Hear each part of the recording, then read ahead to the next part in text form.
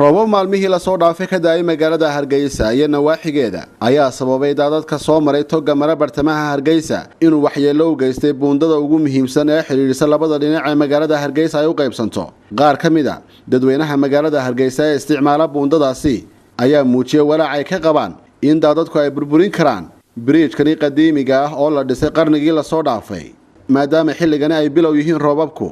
wasiirka wasaaradda hawlaha guud iyo guryeynta Somaliland Cali Xasan Maxamed Cali Marreexaan oo ay weheliyaan maareeyaha hay'adda wadooyinka iyo mas'uuliyiin kale ayaa isla maanta waxa ay kormeer ku tageen bridge-ka Hargeysa si ay wasaaraddiisu u daristo khatarta soo wajahday buundada magaalada Hargeysa ugu muhiimsan waxaana goobtaasi ay kula hadleen warbaahinta. waa bridge-kii weynaa ee Hargeysa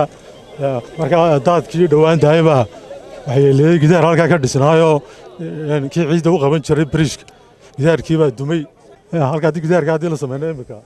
bridge-ka yani waxa yani baqdin lagama qabo inuu dumo ama waxyeelo soo gaadho weyn sida injineerku sheegay wax weeyaan waa bridge-kii labaad ee Hargeysa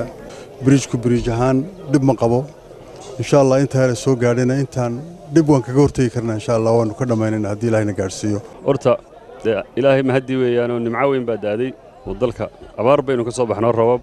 wanaagsan baa dalka oo dhan ka daayay Ilaahay baynu ugu mahadnaqaynaa abaartii naga soo jabiyay khasaare iminka dib u dumis la yiraahdo ma jirto xayndaabkaasaa jabay dibadna halkana qodantay khasaare weyn oo iminka uu dumayo laga sasaana ma jiro xayndaabkaana waanu samaynaynaa iyo wixii kale daruuri ah loo baahdo kaabadaha camuudda u qabta buundada magaalada Hargeysa ee haatan ay burburiyeen daadadku ayaa lagu tilmaamay markii ugu horeysay ee waxyeello tan la mid ah ay soo gaadhay muddo 10 sanadooda taasoo dadka qaarkood ay u aaneeyeen dhismayaal cusub oo laga hirgeliya hareeraha toga kaasoo ciriiri geliya hab socodka biyaha. telefishinka Hon Cable ayaa su'aashaasi weydiiyay wasiirka hawlaha guud iyo guryeynta Mudane Cali Xasan Maxamed. horta dhibaato way jirtaa iyadoo lama dafiri karo dadku way soo ciriirayaan doox taayidana ma dafiri karto iminka maalintii dhawtaan dila tagnay khasaaraha ugu badan wuxuu ka dhacay dad dooxii degay halkana waad aragtaan oo dhismayaal badan baa dooxa qarka ku haya oo ay u baahan tahay in dadku ay ka fogaadaan haddii biyo la soo ciriiriyo biyo xoog booda bato xoog bay ku banaysanayaan marka dadka waxaan u sheegaynaa